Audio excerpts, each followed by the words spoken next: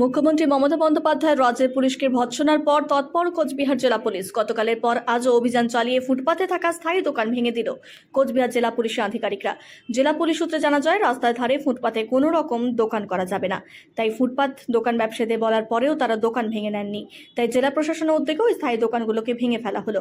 অপরদিকে ফুটপাত ব্যবসায়ীরা জানান, হঠাৎ করে না জানিয়ে আমাদের দোকানগুলো ভেঙে ফেললো।